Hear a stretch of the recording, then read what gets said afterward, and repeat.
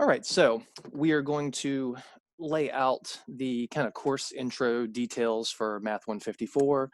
We're going to talk about the syllabus. We're going to give some course tips, some details along the way, just kind of how this course runs, what to expect, assignment, due dates, kind of the patterns with that, all the different types of assignments. And yes, so first of all, before this section of the video, I should have given you via an email or again in the a quick intro, the course ID for Mymathlab. So most of the work that we do in this course is done through Mymathlab. Notice I said most, not all. We also use Canvas extensively.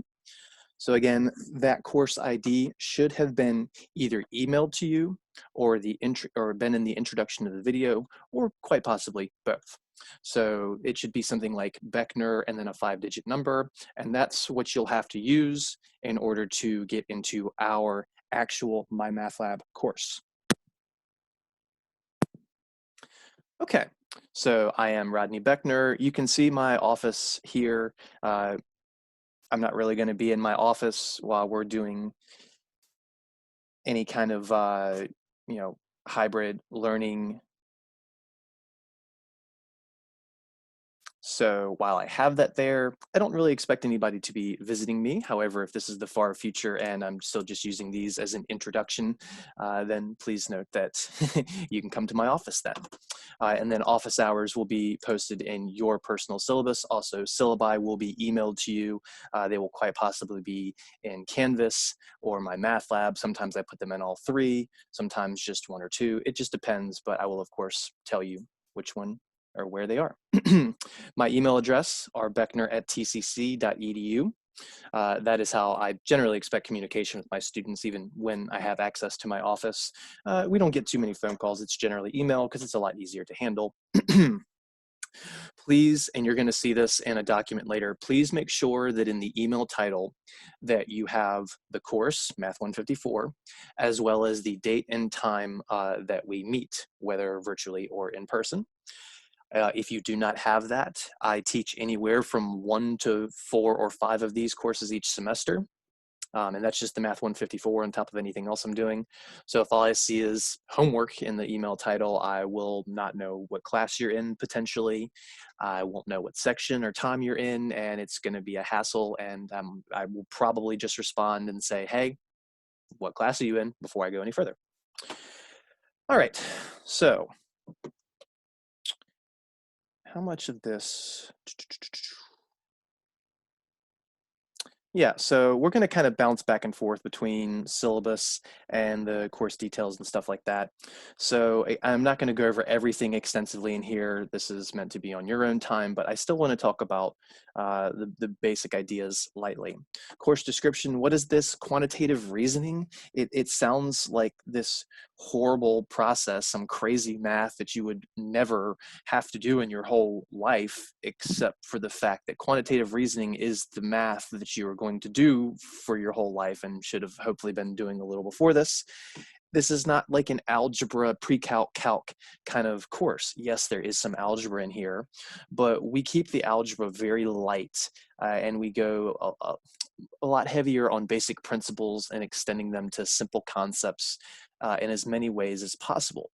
For instance, chapters 2, 3, and 4 are all essentially on the same idea, proportions, but we take them and we do them with scales, we take them and we do them with percents, we take them and we do them with this and that and this and that, in as many ways possible to show you how many ways we can use proportions in the real world. And then the later chapters, we start building up towards getting towards financial literacy, one of my favorite topics.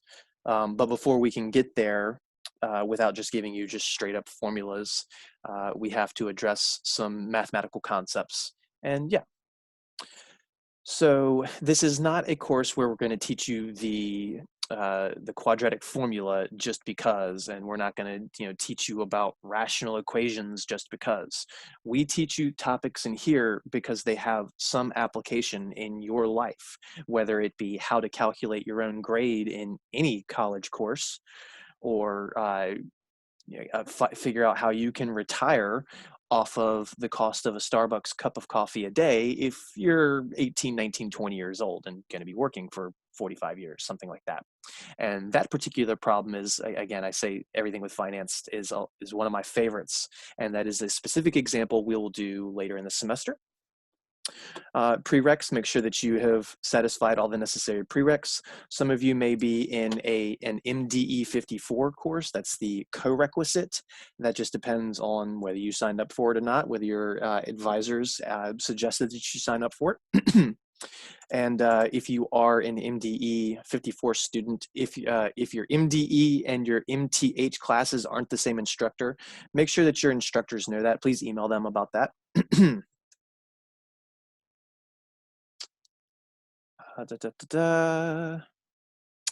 Textbook. So we do not have an official physical textbook. Our textbook is all online. It's what we call an ebook. It is interactive, and it's a great book, but it comes with a downside or upside, depending on your perspective, of not actually having a physical text. It means it saves us some money, but it also means that if you don't have internet access easily at home with high-speed internet, blah, blah, blah, it makes it a lot more difficult to use. So what exactly is required that you purchase? The Mymathlab Access Kit, or code. I usually see them called kit, but a code works as well, same thing. So that is required. And there's two ways that you can get it. You can either get the kit by itself, or you can get the kit with a physical workbook. So they might call it guided activities, guided worksheets, but it accompanies the Math 154 course. And notice it says available but not required. So this little book is about, I don't know, 150 pages long, 200 pages long, something like that. And we will be pulling many, many, many activities from that. Some of them will just be used in class to discuss. Some of them may be assigned as a discussion board. If this is a distance learning course, if we're meeting in class, then they would be assigned to work on in class in groups, and we would go over them at the end of the time allotted for them. It just depends on how this works. So again, if you're a distance learning, these activities will very frequently be assigned as a discussion board inside of Canvas, which will show you what that looks like later. But again, if we meet in person, there's no online discussion boards. It's all in person. It just depends on how we're doing things. So again, you don't have to purchase the physical textbook because it doesn't exist, but you have the option of purchasing a physical guided activity, guided worksheet book. Why is it optional? Because it's also available inside of Mymathlab, just like your ebook is. So you could be using this electronically, or you could just print out your own pages. I believe that the workbook is in the ballpark of $20 when you consider all the costs. But if you were to just print out roughly the 100 pages that we use, if it's 10 cents a page, you can do the math there and figure out that, hey, that would be cheaper, significantly cheaper. And you can do two-sided printing if that's an option to save some paper. You get the idea. So again, I do not require anyone to purchase that, but if we're meeting in person, you have to bring the guided activity book or pages for the chapter we're at each day. And if we're online, then you just access it however you want to access it. So again, technically speaking, the only thing you have to purchase is the access code. I do suggest to most people to purchase the workbook though, because then you can write in it. You're not supposed to sell that back, I believe. So you can write in it, have your notes nice and easily accessed. Without throwing something else into your notebook, because we are a bit all over the place in this this course with activities, assignments, et cetera, et cetera. So, learning outcomes. You can see all of those here. You can pause this video later if you need to. All of my distance learning classes, I make these available on YouTube. I'll be recording live as well as uploading to YouTube, so that way if you miss a class, you can catch the replay there instead of just having to get someone's notes. If I talk too fast for you, then you can go to YouTube and use the slow down feature, or you can pause and rewind and do whatever you have to. Something else that I wanted to mention that we use very heavily in this course is Excel. And a lot of people have zero experience in Excel coming into this course. I wish that wasn't the case. I wish we had like a computer skills course before, but that means that we're going to spend a lot of time teaching you the introduction to Excel, the basics of Excel. And we're not going to get really heavy into Excel in that we're going to have you memorize hundreds of different pre-formatted functions and formulas and doing all kinds of crazy stuff. We generally keep it to the basics, using Excel to add, subtract, multiply, and divide, make some charts, do some percentages, get some pretty formats, whatever. And there's two different ways that we'll be using Excel in this course. And we'll talk about that when we get to the assignments and the grades and all that stuff. Again, topics covered in this course, description of assignments is here. And again, another one of the main things I really like to get into in this course is what I call the truth in numbers, because in the real world of the internet and too much information being available and information being out there that's meant to confuse you, misconstrue you, lead you to an incorrect conclusion, something like that. We want to kind of learn how to tell when these numbers might be fake or fudged, or when a chart is made to look a certain way to make you believe something that's not necessarily there. And we get into a lot of these, what do you want to call it? Things like, oh, half of all marriages end in divorce. True or false? Most people would say true, when in fact it's false. So things like that. We can find a rough, and I say rough, course schedule in the syllabus. So if you're a 16-week course, 15-week course, which is traditional, it's here. They also might have the 10-week version in it. Not this one. I believe we changed that. And if you're in a 10-week course or a 12-week course or an 8-week course, you can basically just, feel your way through this one that you're looking at and get a much more accurate depiction. But even this, as I've already said, is not that accurate, because it says week 1, intro to Excel. Kinda. Week 1 is an intro to the course. That's the first half of week 1. Then the second half of week 1 will be the first half of the intro to Excel. And then the first half of week 2 will be the second half of the intro to Excel. And then we'll get into 1.1.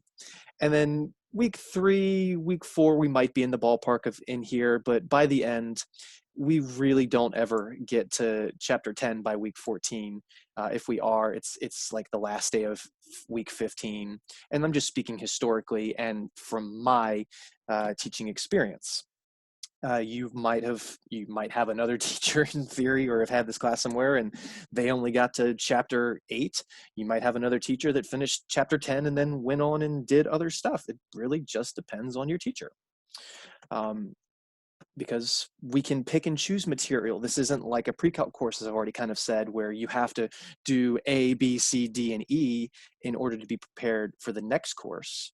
There is no true sequel to this course, at least at TCC, which means that if I don't cover section 8.3, which I will, I'm just giving an example, that would not be the end of the world. If I miss a particular topic from chapter 4, that would not be the end of the world. So we can, so to say, trim the fat here and there if needed. And there are things that I'll focus more heavily on that another teacher might focus lighter on, and vice versa.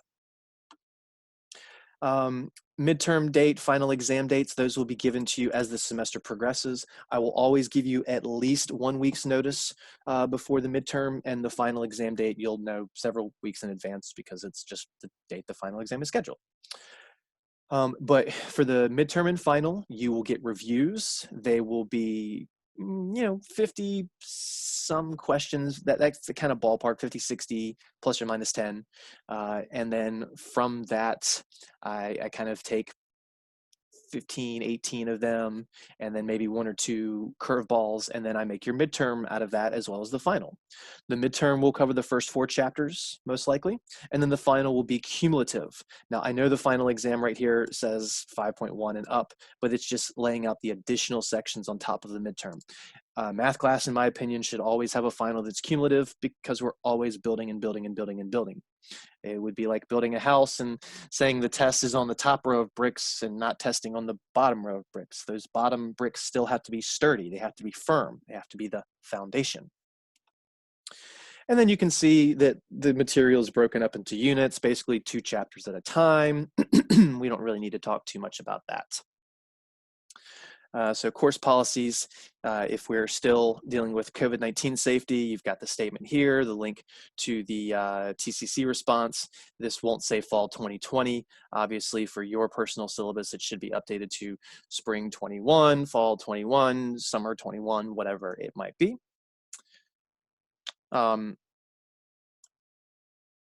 Students are expected to read ahead in the text before each class. Students are also expected to bring their guided worksheets, I've already pointed out, to class every day if we're meeting in person.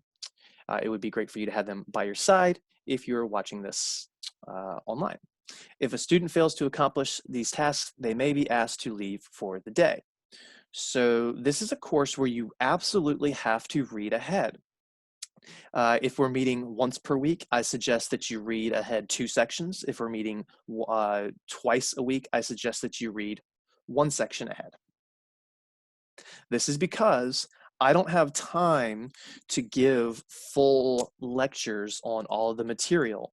If we were meeting in person, I would only lecture for maybe 15, 20, or 25 minutes each day. And then the rest of that time, we'd be doing group work, group activities to do what's known as the productive struggle, where you are working together to try and accomplish something. I give you the basics, and then you have to extend the concepts.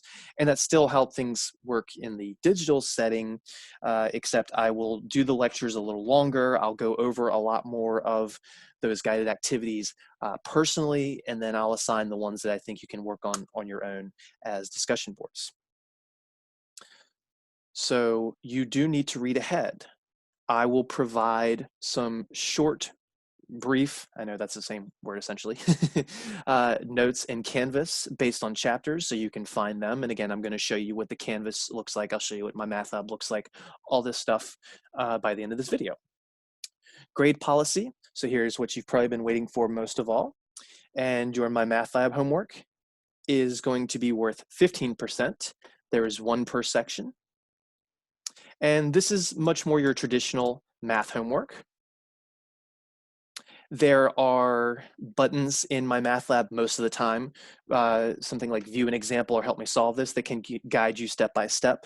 And this is available, I would say 80 to 90% of the time for the problems.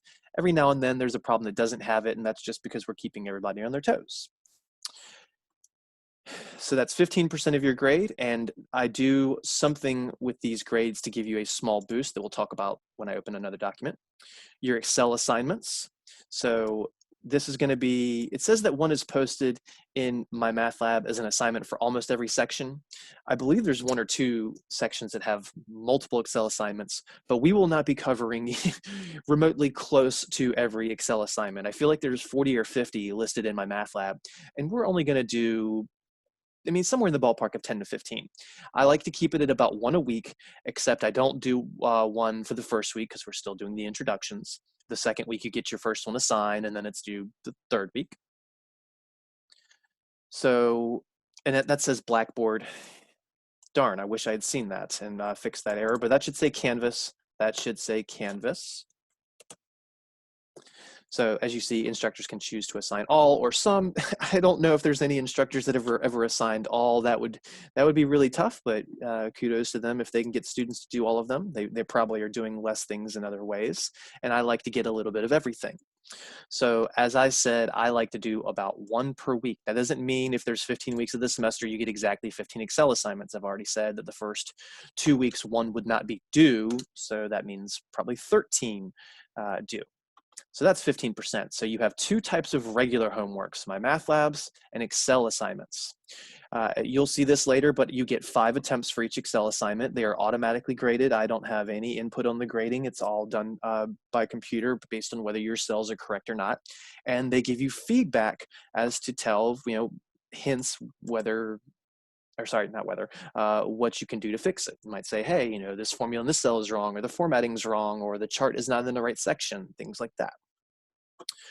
Next, 15% of your grade is going to be quizzes. I provide these in all sorts of ways. Sometimes quizzes might be posted in Mymathlab. Sometimes they might be posted in Canvas. Sometimes I might post them in some other way. I could make a discussion board a quiz if I really wanted to. I haven't done that yet. I've considered it, but you get the idea. Quizzes can be 1 question, they can be 4 questions, they can be 5 questions. I don't really go over 5 for my quizzes. But yeah, so anything Mymathlab, let me start over. Any Mymathlab homework is always due 1 week after it's been assigned. And again, you'll see this written out on a file sooner than later. So Mymathlabs are always due 1 week after we finish the section. I don't even have to write that date down anywhere or say it out loud. That is automatic. I generally do, but if I didn't, you are still going to assume that it's due 1 week later. So if I finished 1.3 right now, it would be due in a week. If I finished 2.1 right now, it would be due in a week, whether I say it or not. I always say when I'm starting a next section, so you should know. Excel assignments, I'll give you a warning about. So I'll say, all right, your next Excel assignment is 1.1 heart rate. That is generally the first Excel assignment I have my students complete. It doesn't have to be, but it's generally. And then once I say, hey, here it is, it's generally due in a week unless I give you a little more advanced warning, which sometimes I do. So I do always lay out the Excel due dates because of that. Quizzes are always due the next class. So quizzes are due by the next class. And anytime I say something's due, I mean by midnight, 11:59 p.m. technically, so there's no confusion. So due dates and times are always 1 week later, usually 1 week later, or 1 class later. Now, if we're only meeting once per week, 1 class later is 1 week later. I might modify that and say, all right, it's due in 3 or 4 days. So just pay attention to the due dates, please, and thank you. Your guided worksheets will make up 10% of your grade. Honestly, this is 10% of your grade that you have 0 excuses not to make a 100 on. Because I don't grade you on being right or wrong, I grade you on whether you actually participated. And you can see me talk about that productive struggle here where you can't get it, and then maybe with a little push or a hint, all of a sudden you can get it. So if we're meeting in person, then that means I saw you participating in the group activity for the day, and then you get your 100 for that. If we're doing this online, that means there's a discussion board posted in Canvas that you have to participate in. And I do not grade the participations. It's just if I see a little check mark next to your name for that section, then you get your 100. If you didn't post anything, then you don't get any points and it's a 0. So this is literally the easiest thing in the entire course. All you have to do is something. Now, I would prefer that you're trying and making good inputs and stuff and not being silly. But even if you answered every single guided activity wrong all semester long, if you did all of them, I would give you a 100. I think that's very generous. Projects. This is an Excel project, minimum of 1 per semester. I have had semesters where I've done 1. I've had semesters where I've done 2. If I do 1, it's usually due, I would say more like at the 75–80% mark, but it doesn't have to be. If I do 2, then 1 would be due much earlier than the other. This could be anything from making a retirement plan to making a personal budget, a monthly budget. That's actually one of my favorites. I could do a lot of things. I could have you create your own Excel file to calculate your grade. I could do many other things. I could do something like physics-based if I really wanted to, which I wouldn't. But I really like to keep my projects on a financial topic. And again, probably historically my favorite is a monthly budget, but it doesn't have to be what I do. And again, I reserve the right to do a second one. You'll find out later in the semester whether it's 1 or 2. Usually it's 1 though. And that's only 5% of your grade. Now, some students will say, all right, well, it's 5%. If I don't do it, it's not going to affect me that much. Well, it will still affect you. And that mindset is probably going to bleed over into your quizzes, and then you're not doing half your quizzes, and your Excels, and you're not doing half of those, and all of a sudden it really does affect you. What could have been a B is now a D, or what could have been an A is now a C, maybe. And then finally, we have our midterm and our final. As I said, these are 20% each. That's not 40% each, that's 40% total, which means 20% each.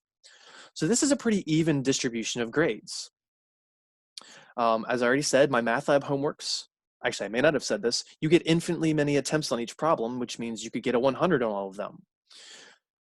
Until the due date, of course. The Excel assignments, you get 5 attempts. So if you get a 40 the first time, you can try again and then get a 60 and try again and then get an 88 and try again and get a 92 and try again and get a 97.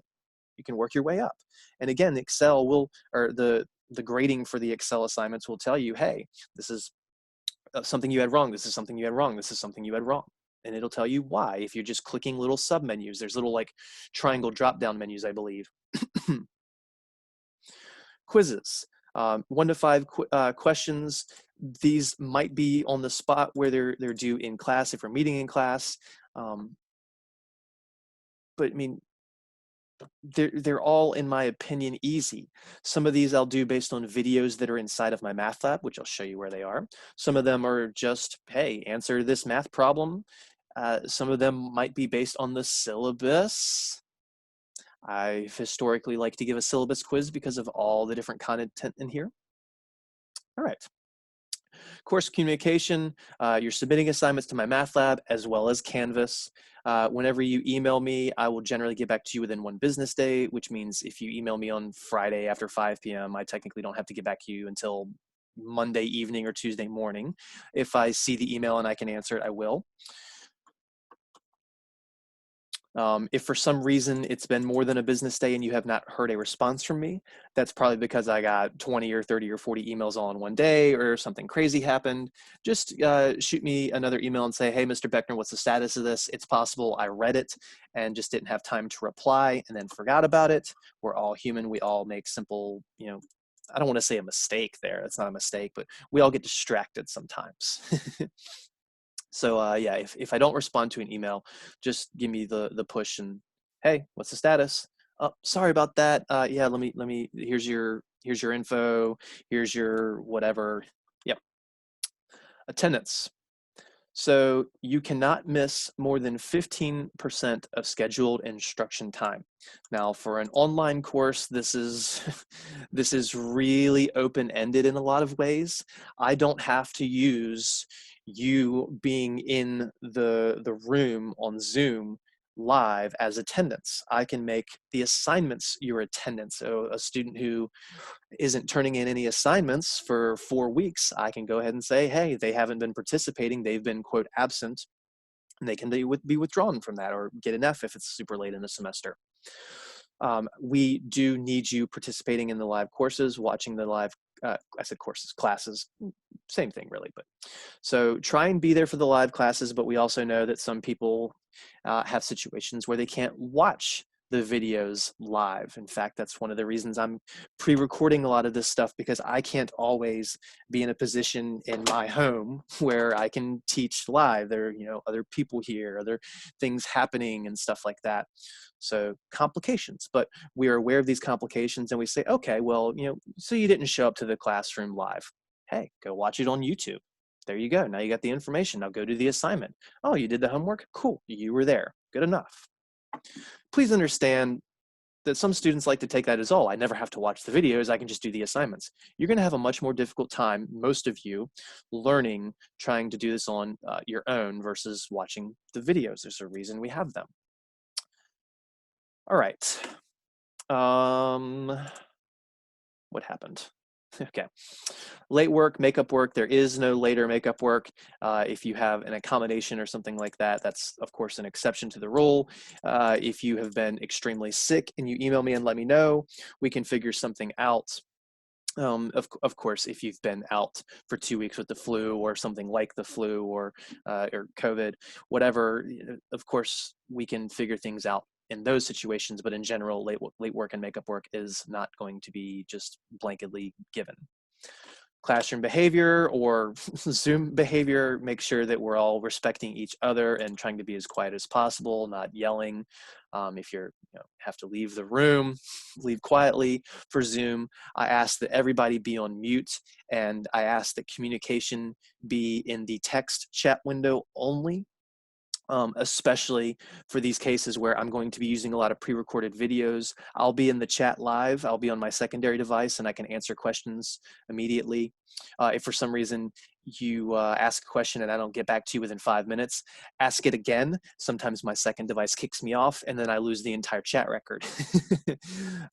So if that ever happens again, please just, please say the question again, write it again. And they'll just say, hey, what was the answer? Because if I don't have the question in front of me because I got kicked out because my phone crashed or my tablet crashed, then you get the idea. I don't know what you asked. I'll say, hey, well, what did you need? But again, I'll be watching the videos, but I generally don't have the audio on. Nobody wants to listen to their voice for for 5-6 hours a day. So just please understand, I will be watching with you. I'll know what we're on. So if you have a question about something, I can just quickly text it. If I feel absolutely necessary, that didn't make sense. If I feel like it's absolutely needed that I pause the video and mic up, then I will. But historically, that's not really been needed. All the COVID-19 stuff, stay off campus if you're sick, you sign in to get in, all that good stuff. We don't really need to talk about that. Electronic devices, cell phones are not to be used during testing. They are calculators that are perfectly fine to be used throughout the course, but not during testing. So I would say you should probably have your own calculator, like a TI-30 or something, just a basic scientific calculator. If you own a graphing calculator, that's fine too. All calculators are okay except for cell phones for testing. So it's not going to be the best idea of practicing on your cell phone over and over and over and over and over and over, and then come test time, you got to use a calculator you've never used. You want to have practice on your calculators. There are many features in the finance section that one calculator might operate just slightly different than another. TCC alerts, please sign up for those if you have not already. You can get text messages and emails if anything happens. Very important. I had a situation one time a decade ago where I was not signed up for it. And long story is, after it took me an hour to get to work and then an hour to get home in the snow and class was canceled during my drive, I signed up for TCC alerts immediately after. Withdrawal policy, there's a withdrawal deadline as well as a tuition refund deadline. The syllabus that we email to you that's available in Mymathlab and or Canvas will have those dates. So please check those. The tuition refund is usually about a week and a half to 2 weeks into the semester for a traditional course. And then the withdrawal deadline is always the 60% mark, which would just depend on how you're taking the course. Because we can't give W's if you withdraw after that deadline unless you have extenuating circumstances. Academic integrity, very important for this online course. Please make sure that all of your work is your own. We reserve the right to use Zoom and cameras and webcams and things like that for you to take tests. I'm not saying I necessarily do that, or quizzes as well, but we reserve those rights if we feel like we need to use them. Going back to the grade, do not ask me for your grade in this course ever. I will not answer you because that is one of the things that we'll teach you in chapter 2 is how to calculate a grade for a course that has a weighted average, which with those 15%, 5%, 10%, all those, these are weights. So we're going to give you the formula and we're going to teach you how to use the formula, and then you can calculate your own grade. In fact, if I don't make it an assignment, I will actually give you an Excel file that is basically set up for you to just put your grades in throughout the semester, and then it can calculate everything for you on the spot. Now, if you go in Canvas, you're going to see a grade that's averaged of everything that's on Canvas. That's not your grade. If you go in Mymathlab, you're going to see an average grade. That's not your grade.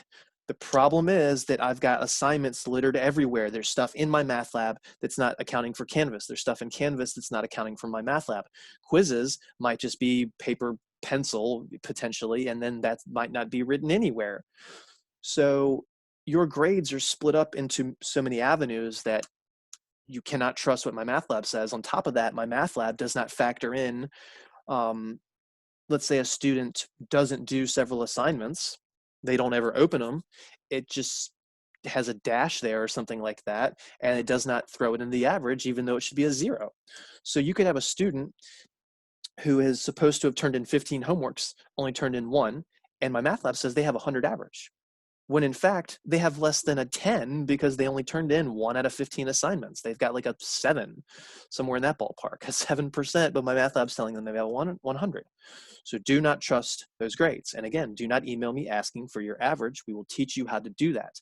You know, that whole expression, teach a person to fish and they can fish forever, versus giving them a fish. So that's one of the awesome points of this course. Inclement weather online. The worst case we have is lack of internet. The good thing here is I'm trying to prep this entire course in advance. So if during a live lecture my internet's out, that shouldn't be a problem because I can just piece together something online, and it just might be up a little later. In person, we know the drills there. We already talked about withdrawal, plagiarism, academic misconduct. We've already basically talked about that. Educational accessibility. If you have any documentation through TCC, you can email it to me or get it to me in person, and I will accommodate you in every way that it says, as long as it's documented through TCC. If it has anything to do with testing, I would appreciate that you remind me come test time, because I have almost 200 students in a semester potentially. So it's hard to remember every single person's accommodations. Emergency procedures, pretty typical stuff. Title IX, typical stuff. Library is awesome when they're open. I believe the library is open sporadically while we're doing distance learning. Academic support, like the tutoring center, there is a link for online tutoring that you will receive within 1 to 2 weeks, hopefully, of the course starting. I might have already sent it to you, potentially. It just depends on if I've received the updated link or not. If tutoring on in person is available, then their hours are posted outside of the building. They're known as the Learning Resource Center. Khan Academy and Purple Math, these are two of my favorite math websites. If you need brushing up on any of the basics, you're supposed to come into this course knowing how to handle decimals and fractions. But we know that half the people that's come in the course don't understand how to add, subtract, multiply, and divide fractions. This is something you need to get on your own. Now, whether that be through the MDE 54 course, where we offer the support material, or websites like these, or someone else tutoring, whatever, you are responsible for picking up things that are prereq knowledge. And then some more websites that you can check out later. All right, so where are we next? Random day one stuff. I've already talked about some of these things, but not all of them.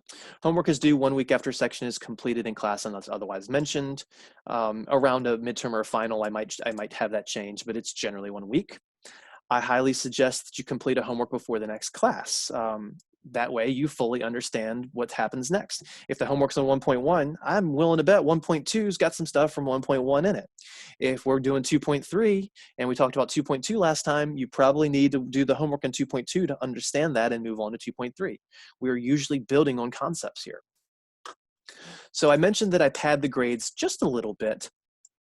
And this is that padding, and it's only for MyMathLab homework, not the Excel homework, not quizzes, not anything else.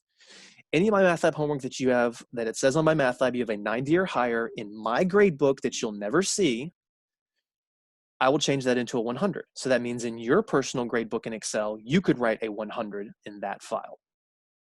Anything lower, I just add 10 points flat to. So if MyMathLab says you have an 85, you really have a 95 on that assignment.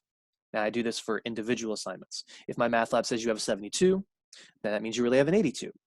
I don't do this for zeros though. If MyMathLab says you have a 0, you still get a 0. I'm not giving you something for nothing. Now, this also means that I'm not giving 102s or 105s or anything like that. So a 91 turns into a 100, a 99 turns into a 100, a 95 turns into a 100. So it's basically 10 points added until you're capped at 100. We already said don't trust your MyMathLab GP. What happened there? I must have cut a couple letters off. Great. When I was reformatting. Same for, oh, that was weird. Apparently the pen I write with is magnetic. Never realized that, but I have a magnet on my phone and it just grabbed it. Don't trust your Canvas grade. Don't trust your MyMathLab grade. You should be using the Excel file I provide you if I don't make that a project, which I have. All right, something that they used to tell every student before they started college, so while they're doing their orientation type stuff. For every 1 credit of a course, you should be doing homework, studying, whatever, 2 hours per week for a traditional fall and spring course. So 15, 16 weeks.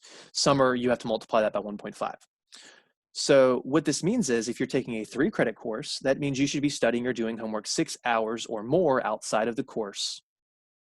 Maybe you struggle a little more and you need to be working 9 hours a week outside of this course. And that means 9 hours outside of watching the video lectures. So 9 hours in Canvas, in Mymathlab, in Excel, on a quiz, reading ahead, doing homework, whatever, working on projects. And you might say, well, that seems like a lot of time.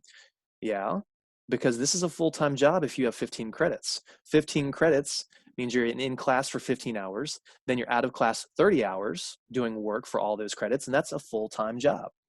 So that's why we tell students don't have an actual full-time job and a full course load, because you can't handle it. That's 80, 85 hours a week. Take good notes. I already provide you with some short abbreviated notes we'll see shortly, and you can just build off of that. If this is a summer class, by the way, I meant to mention, we're supposed to multiply by 1.5 because it's 10 weeks instead of 15. That means we move 50% faster. So your 6 hours a week is now 9 hours or more a week. Now, maybe you're really good at math and maybe you only need 3 or 4 hours a week. That's because we're all different, but the average is 6 hours. And I tell you what, I will get those 6 hours from you between Mymathlab, between Excel, between quizzes, between discussion boards, projects, between studying, reading ahead, practicing. You will need to invest that time. Not all classes are as heavy-handed as this one, I know. But the good thing is, all right, maybe you have to spend a couple extra hours working on your quantitative reasoning, but maybe you're really good with your English lit and you only put in 3 or 4 hours a week on there. So there's always balance, hopefully. Watch the lectures, rewatch the lectures, rewatch the lectures, rewatch the lectures, pause, slow down, whatever. Do the homework, do the homework, do the homework. I repeat myself sometimes because repeating really sticks it in your brain. Most people are not going to do great in this course without watching the lectures. And I'm making them available online. This is something that I would never would have done years ago. If you missed the in-class portion and you emailed me, I'd say, get the notes from a student in class. Now, you don't even have to email me. You just go to YouTube and I provide all those links in Canvas, which you'll see shortly. We already pointed out homework can and will count as attendance. Don't ask for extra credit 1 day before the end of the semester. This is just classic. Someone thinks this is 13th grade and this is not 13th grade. This is college. Welcome to the real world. I would say I'm a pretty nice person with this course, all things considered, which all the homework stuff that I give you is not my decision. That's just how this course runs. So while I'd say I'm pretty fair, I'm not going to all of a sudden just give you loads and loads of extra credit and extra assignments and things like that because you have been lazy all semester. Do not miss tests. Tests are 20% of your grade, and I give you reviews. For this online format, when I assign the test, you'll have 2 days to take it for the midterm, 1 day for the final, so 48 hours and 24 hours respectively. If it's in person, then it's just we take it when we take it. But you have lots of warning for these. So if you miss a test because you're sick, you're going to have to send me documentation in order for me to allow you to have a retake, whatever, excuse me. But if you just say, oh, Mr. Beckner, I forgot, that sucks. Please don't forget. Please don't forget. Please don't forget, because forgetting is not an excuse. Anything that you claim you're sick for, I reserve the right to ask for documentation. And I really just, the online format, I have to.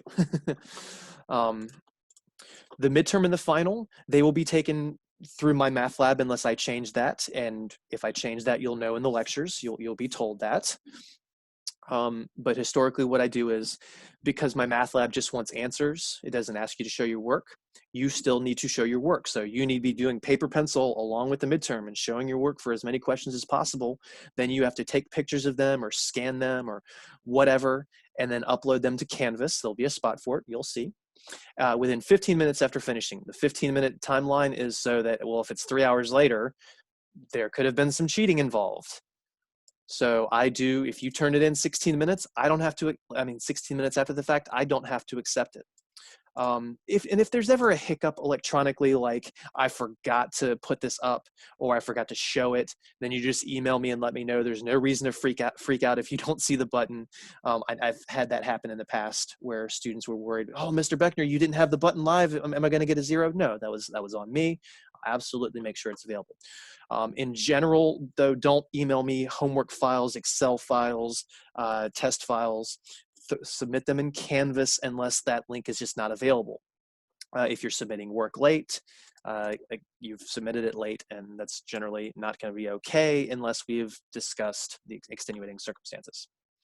I also use the work for partial credit, but you have to request it. It is I don't want to say this. It's just a lot easier if you go and you say, hey, I messed up question 4. I have the wrong answer, but my work looks really solid. I just made one simple mistake. I'm all about partial credit, but you just need to let me know. And it's not just, you can only tell me about one question. You can tell me about 4 or 5 or 6. That's perfectly fine. But you email me and say, hey, Mr. Beckner, can you take a look at my work on number 4, 7, 13, and 20? I think I deserve some partial credit. And then I will. And I'll let you know what you got partial on. And yeah. So I think that's pretty fair. This will be for later, sooner than later. Let's see, helpful tips. So I'm going to show you Mymathlab and Canvas next. You must enroll in Mymathlab using the course ID provided to you at the very, very, very beginning of this video before the pre-recorded part, or what I emailed to you. So you must enroll in that before 5 p.m. the day after, or I will delete you, which means you never existed in this course. I am dead serious on this. It takes you 5 minutes to do. That's all it takes, 5 minutes to create an account or just enroll in a different course if you already have an account. If you can't do that, how can I expect you to keep up with everything else? I delete several students each semester per class. Just on this alone. I don't want to have to. I want everyone to enroll on time. Please enroll on time. Please don't make me delete you. It's an enrollment nightmare when I have to delete students. But I can't trust you to complete everything if you can't take 5 minutes, 5 minutes to handle enrolling in the course. So please understand, I'm 100% serious about this. Whenever you email me, we already said, make sure you have Math 154 and the date and the time. So Monday, 7 p.m., Tuesday, Thursday, 12:30 p.m., whatever. You don't have to put the end time of the course, just the start time. That's fine. Section number is okay some semesters, if I only have 1 or 2, but if I have 4 or 5, that starts to get confusing. So I do prefer date and time. It's just much more sensible. So in this file, which will be available in Canvas, I have several tips that I'm going to go over very quickly on how to create your Mymathlab account, which is right here. So you can pause this screen on YouTube, take a screenshot, take a picture with your phone, whatever. And I'm going to show that very quickly. Go to mymathlab.com, which I was having some problems with this earlier. And then you'll click register now as a student. Click OK, register now. You'll type in the course ID, which you can see a few of my old ones, and then you'll hit continue. And right now, this is an old course, so it's not accepting registrations, but what you would see after this on the right side, maybe in the middle, but I think it's the right side, it would say something like Beckner fall 2020 or spring 2021 or summer 2021 or fall 2025, whatever. And then it would have the date and the time that we meet. And then you'd click OK. And then you would come to a page with a whole bunch of boxes to fill in, like your name, your email address, all that stuff. Please, please, please make sure that your email address is correct. We prefer that you use your TCC email. You don't have to. I would say just use one that you check regularly. But if you're using TCC's email, it goes at email.vccs.edu. If you mess this up, you're not going to get notifications and emails that I send through Mymathlab. When you go to log in, if you use your actual email address, it's going to say you don't have an account. And then when you try and get your password sent to it or whatever, it's going to say you still don't have an account. What's the problem? And that's because you set it up incorrectly. And I can never see your password. I can see your email address, but I don't always catch this. I'm not going to just look at 180 different students and look for 180 different emails being correct. This is on you. So please triple check this as you're using it. Your username can be your email or something slightly different if you prefer. Please write down your email, username, whatever. Please write down your password somewhere to keep it secure. I cannot get you your passwords. So make sure your account information is correctly. So then you'll have a few other questions to answer, and then you'll click the OK, register now button at the bottom or whatever it might say. And then after that, it'll take you to this screen, which I have drawn up nicely because I can't show it, but I wanted to make sure that you have this available. If you already have your code purchased, oh, my tablet's not plugged in. I was trying to use my pen. If you already have your code purchased, you can click the button that says use code, and it's like 25 letters and numbers. You could purchase it online through them instead of through the TCC bookstore. That's up to you. It might be a little cheaper to purchase it directly. I'm not going to say whether it is or not. I use the word might. If you have, what's the word I'm looking for? If you're getting money from TCC, from VCCS, whatever, for tuition, books, and stuff like that, there are different theories that I've heard over whether you can get a refund if you buy the code through them or not. So I'm going to say ask someone in those appropriate departments and not me, because that's not my field of expertise. And if you don't have your code or the money to buy it yet, first of all, please understand, if you're not going to have the money to buy this code, just go ahead and drop the course now, because you absolutely have to buy the code. If I find that in 3 weeks you have not purchased a code, you will be withdrawn from the course because you can't participate. You can't get the Excel homeworks. You can't do the Mymathlab homework. You won't have access to the videos that quizzes will be based on. You won't be able to take the midterm or the final. It is a mandatory purchase. I'm sorry there's a paywall there. It's not my decision. So at least for now, there's a 14-day free trial. It might be worded a little differently, and it's much smaller font, and it's like a sentence, a little blue hyperlink. So you'll click that. And then once you have your code, it is very easy when you first log in to enter that code to get access. If you are also an MDE 54 student, you only have to purchase one code for both of these courses. They're essentially combined in Mymathlab. Want to give me 10 seconds.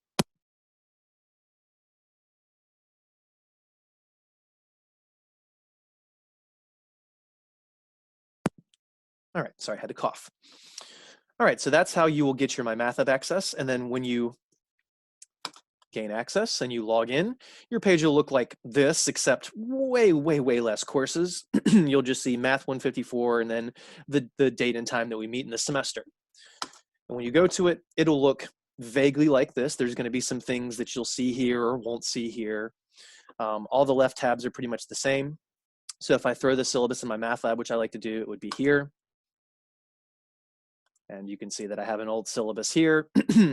Oh, course ID, that's an old one. You won't be able to use that. Meeting times for this one, et cetera, et cetera, et cetera. One or two things have changed syllabus-wise, so this is no longer here. This is when the Excel homeworks weren't automatically graded. Not that you needed to know that. You can find your gradebook here. Your e-text is right here, and it's chapter-based. So chapter 0 is what we'll be doing for the second half of the first week and the first half of the second week. This is all in Excel. There's 3 sections, and then you can see guided worksheets right here. This is where I suggest that you're getting your guided worksheets, your guided activities from if you are not going to buy the book. They're in each chapter of the e-text at the bottom or next to bottom. PKA, prior knowledge activation worksheets, these are for the MDE students, or if you're not an MDE student, you can still check it out if you think you're rusty. So what do the guided activities look like? Open that. And here we go. Here's chapter 0 of your guided activities. If you own the physical book, this would look exactly the same, except it wouldn't be in color because the physical book is black and white. There's questions to answer. So, and again, I might ask you to answer some of these in a discussion board or in class, depending on the cases. But we suggest that you fill everything out either way for the ones that we do go over. So the second half of week 1 and the first half of week 2, we will be doing, I will ask you to complete this guided activity. Whether or not I ask you to submit it is questionable, but I still say that everyone 100% needs to do this because it's really going to help you get used to Excel. It'll be good reminders. Hey, how did I do this? What does this look like? What is filling a formula down? All that stuff. Now, if I go back to eText, Chapter 1, here's the Chapter 1 guided activities. They open eventually. There we go. Chapter 1, blah, blah, blah. We'll see these as we go. And then what you'll also find is that some chapters have a statistics section. We do not cover the statistics sections at all in this course. This is quantitative reasoning. This is not statistics. The only statistics we ever really talk about are mean, median, and mode. That is pretty much it, the 3 types of averages. So no true concept of statistics in here, which means you would not have to print off anything that says statistics from any of these. So you could just say, hey, I'm going to stop at page 51 in this section. And there you go. You could print less. You could save the earth. Now, if you go back to the main menu, you'll notice, hey, there's a guided worksheet tab here. Why don't you just get it there? Why do you have to go to the eText? Because this one is every single chapter, every single page. And when we get to, say, chapter 8, it's going to take you a lot longer to find it. You can see this is taking a lot longer to load. A little too long, in my opinion.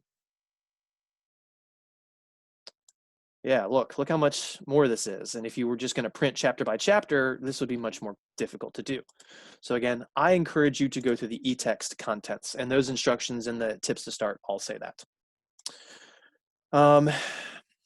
Your assignments. Now, again, you're going to see some stuff here that you'll only see later or might not ever see again. So like midterm, final, I put those at the top when they're due. Reviews, I'll put them at the top when they're available, but they're not available at the beginning of the semester. You're going to see a lot of Excel files that we will not complete, and I do eventually or immediately remove from your visual site. So, oh, Excel homework 1.1-2 grades optional. This is one I don't do. So that link will just go away, and you can see I didn't do it. So there's no due date from this past semester. So you can see all the ones I didn't assign and which ones I did assign. There's a review for each chapter. I reserve the right to use those as a quiz. I usually don't. It just depends on the nature of the beast. So usually what this does is it kind of goes back and forth between a regular Mymathlab homework, which are all titled starting with section, and then the Excel homeworks all start with the word, you guessed it, Excel. I have to go into the manage view because of all these things being passed due, because old semester, yours would not look like that. I put due dates in as the semester progresses. It's very difficult to predict things at the very beginning. So let's preview this. Some questions are drop-down menus.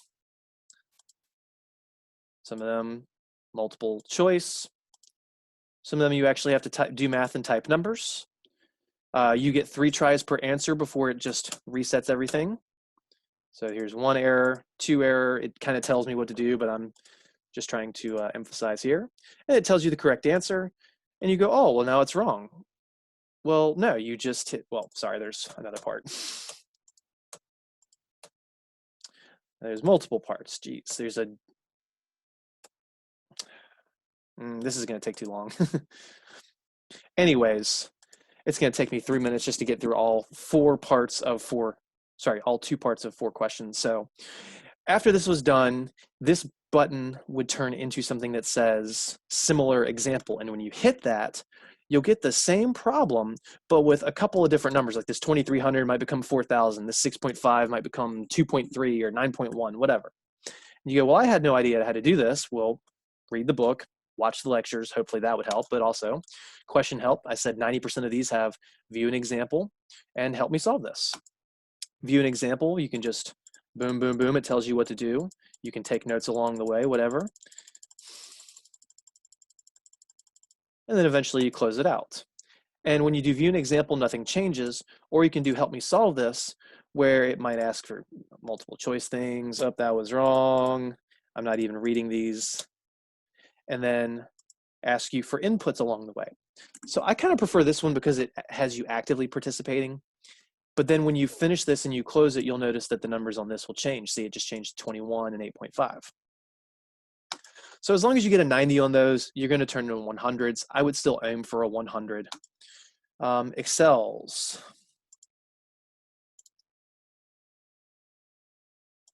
So you open them, you click that. You'll see these 4 steps. It tells you what to do. Download here. You can preview the steps. Then when you finish and you need to grade it, you upload here, and then you click this to submit for grading. When you download your materials, you can download everything all at once as a zip, or you can download the instructions and the Excel file individually. Let me download the zip and open. Now, you have to be careful. The Excel file has 2 tabs.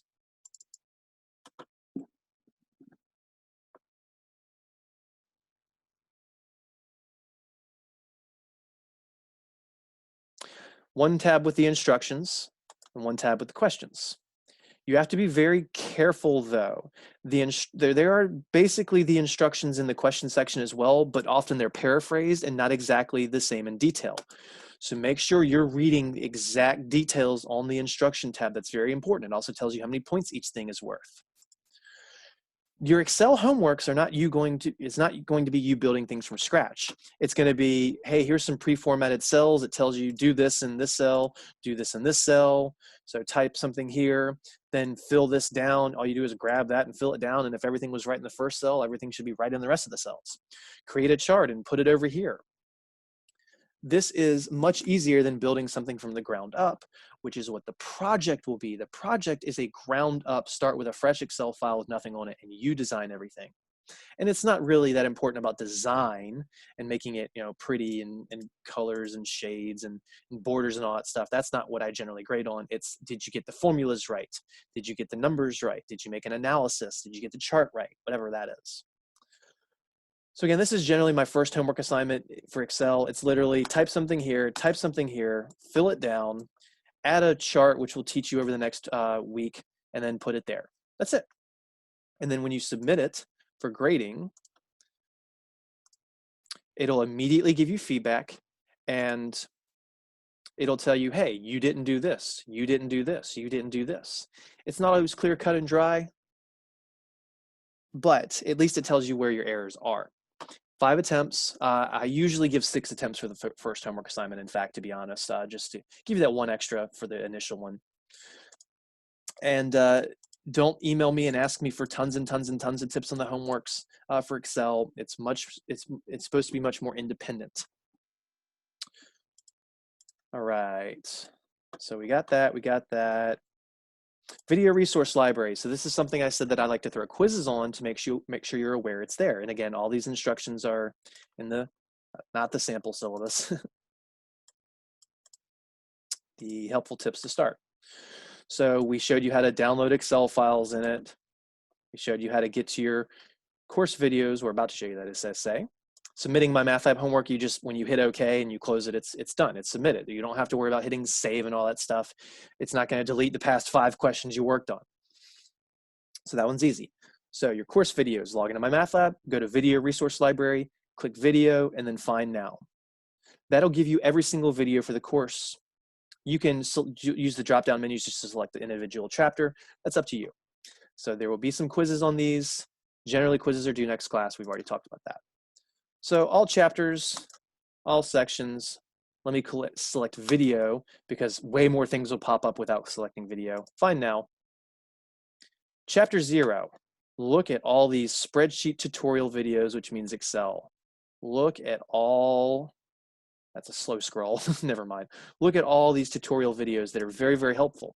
Oh, Mr. Beckner, I forgot how to fill down a formula. Well, go to the video from me teaching it over the next week in YouTube once it's there, or go to one of these Excel links that say filling down.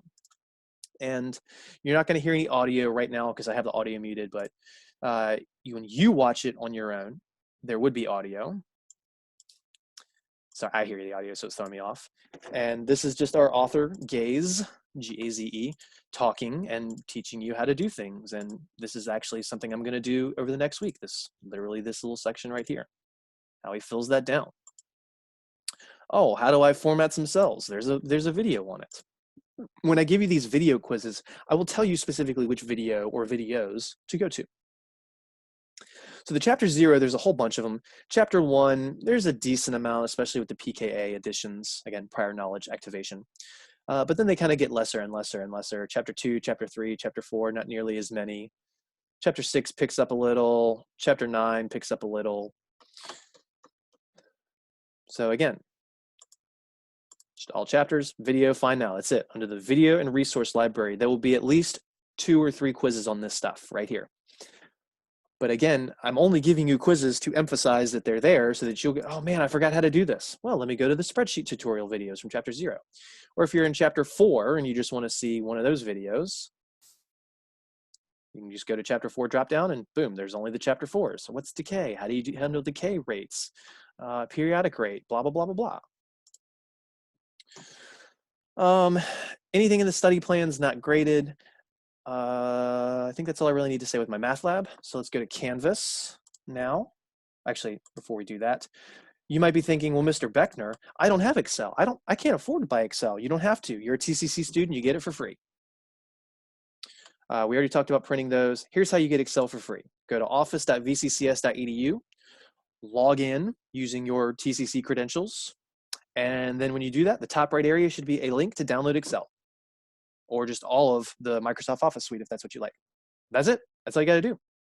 Please be warned. Chromebooks, you can't use them for this course. There's a couple other things like Chromebooks, and I cannot remember what they are specifically, but those proprietary, really, really cheap laptops, they can't have the Microsoft suite on them for whatever reasons because they're proprietary, like the Google Chromebook. So if you have one of those, if you can't download Excel, that means unfortunately you're out of luck. You're going to need to find a different computer, use a friend's computer, go to a library safely, whatever it is you have to do. But you have to use the downloaded version of Excel. The online version doesn't have all the same functions, and you can't submit everything the same. You can't use Google numbers, or Apple numbers, Google Sheets, you can't use Open Office, whatever that is. It has to be the downloadable version of Excel. Anything else will cause you to lose points or just get zeros. We talked about calculator use. We talked about notes being posted in Canvas. We're going to go to Canvas next. We talked about projects. We talked about how this is not a high school class. 2 of the things you're going to hear me say 10 billion times by the end of the semester are pay attention, which most people have a problem with. Every now and then I have a problem with it too. And does it make sense? That is the #1 thing I'm going to ask you to ask yourself. Does it make sense? After every single question you do, ask yourself, does it make sense? Because very often that's how you tell you did something wrong. You might have goofed mathematically and you'll never figure it out, but then you look at an answer and it says, oh, the bus was traveling 2,000 miles an hour. That does not make sense. The answers in this course will make sense. We talked about discussion boards in Canvas, live lecture links, etc. So let's show Canvas now. We already talked about the MD 54 students, email instructors, homework due dates, take good notes, homework can tout as attendance. I've got a lot of these things repeated. So yeah, Canvas should be over here. Boom, here we go. So this is what a completed shell looks like. Again, this is for an old course of mine, and I can drag these things. So right now I've got the midterm and the final exam where they submitted their work to. I've got that up here. That doesn't have to be at the top though. The lecture videos could be at the top. I can drag them and boom, now the lecture videos are at the top. Now I do like when an exam is, it's time to submit one, I do like to have this at the top, but maybe I forget to reorganize it. Should just be aware that there's a whole bunch of different little tabs and submenus that you might have to go looking for. So you won't see these at the beginning of the semester. They'll be hidden. Lecture videos, there's only going to be one at the beginning of the semester, and then I add and add and add and add and add as the semester goes on until we have a completed semester. If you don't see something, it might be because I have a little green check mark off. I've unpublished something. That happens occasionally. They're very easy to miss. So please email me and let me know if something's missing. Quizzes. So, oh, look, a syllabus quiz. I mentioned that. Another quiz, video quizzes, a spot to download a quiz and a spot to submit the quiz, just because that's just how Canvas works. A worksheet quiz, a pay attention quiz, all sorts of different things that I can give. I don't do the exact same quizzes every semester. I use some of the same. I use some that are different. Projects, ignore these little 3 tabs that you don't see, a place to download it and a place to submit it. Review material. I said I provide review material with a decent amount of time. That helpful tips to start file, this right here. All of this information, which I've updated to, this year, that file should be there and visible. That's extra lecture videos that I leave off. It's submit chapter 0 Excel file here. So over the next week, we're going to be working on that, creating that chapter 0 Excel file from scratch. The only time we do anything from scratch that I ask you to submit besides a project. And that will go there, not in Mymathlab, because it's not an official Mymathlab homework. It's just something I ask you to do to show that you did it. And then your notes, I would only have chapter 1 or 2 available currently, and then I'll just slowly check these off as the semester progresses. And then some TCC stuff that they provide. All right, I said discussion boards. That's over on the left where it says discussions. And then you'll see 4 or 5 or 6 or 7 on the screen currently from my previous semester. And I always put the date that I assigned it, and then they're always due, as we said, by the next class. I have the numbers of people that participated. And again, all I do is based on whether you said something or not. Now, if I go in and I see that you just typed the word Bob, that's not going to count. I'm going to remove your point for that. But again, if you don't see actual grades go in for these, I don't do that. I just have my own little book where you've got check marks for them. And then you can go into grades and see your grades, but I can't click that because I would, I would be causing some problems because of that. Syllabus might be available in here, might not, just depends. So I did put it in here last time. I try and have it available in those 3 spots: email, Canvas, and Mymathlab. I only have to give it in one though, so we'll see what happens. All right, I think that is all I need to say. So with that being said, I hope you have a good day. I hope that you enroll in Mymathlab immediately. I would suggest that you do it before 5 p.m. tomorrow, because you know what that means. We don't want to delete you. We want you here. We want you to learn. I want to teach you Excel. I want to teach you how to retire on time or maybe even early, which is one of the biggest issues with Americans. I want to teach you how to use credit cards wisely and not have $10,000 worth of credit card debt like the average American. I want to teach you good things. But before we get to those really awesome things, we have to do some bare bones essentials and work our way up. So have a good one. We will see you soon.